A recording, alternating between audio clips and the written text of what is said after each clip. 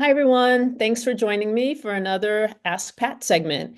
For so many years, as the nurse practitioner on the MyFace craniofacial team at NYU, I got many, many important questions from parents, and I still get them today, and I wanted to share one with you all, especially for parents whose child may have been diagnosed with this condition. And the question is, what is craniofacial microsomia? Craniofacial microsomia, also known as hemifacial microsomia, is the second most common craniofacial condition. It's second to cleft lip and palate. The incidence, depending on where you read, is in the range of about 1 in 3,500 to 5,000 births. The exact cause of craniofacial microsomia is unknown. Lots of research has been done suggesting several possible causes, including a chromosomal mutation, as well as certain environmental factors. Another possible theory is that there might have been a problem with the blood flow to certain parts of the face during pregnancy.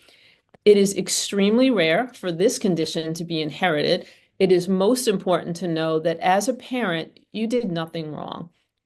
Craniofacial microsomia is defined as the underdevelopment of the bone and soft tissues of one or both sides of the head and face, which is why we tend now to call it craniofacial microsomia, not necessarily hemifacial, because it could be on both sides.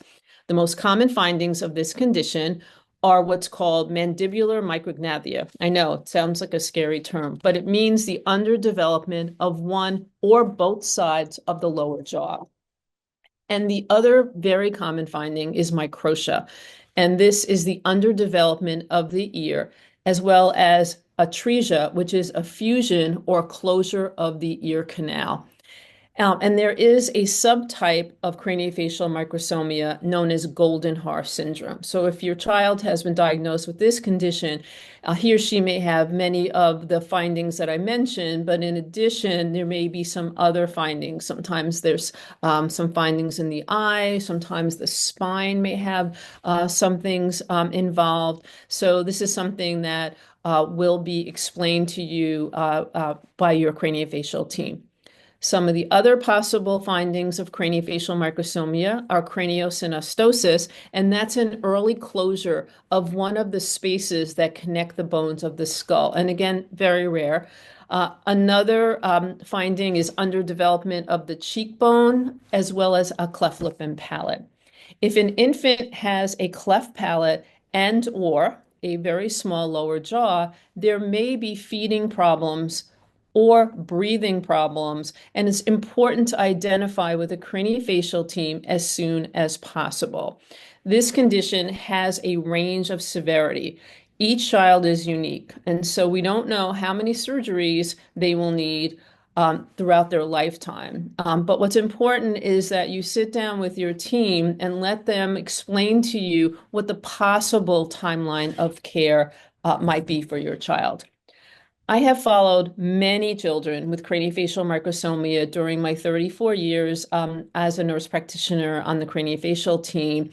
And I'm really happy to say that they will have the life that you as a parent would hope for. They'll go to school, they'll have friends, they can go on to lead independent, successful lives.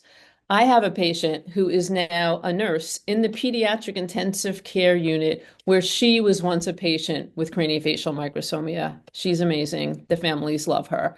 I encourage you to go to our website, myface.org, and look for the Transforming Lives webinar series. There is a great webinar called Comprehensive Diagnosis and Management of the Individual with Craniofacial Microsomia.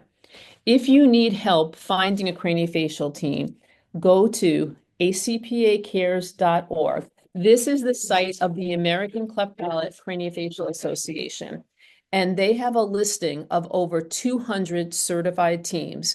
You are not alone. There is a wonderful support community for you. Thanks so much. Take care.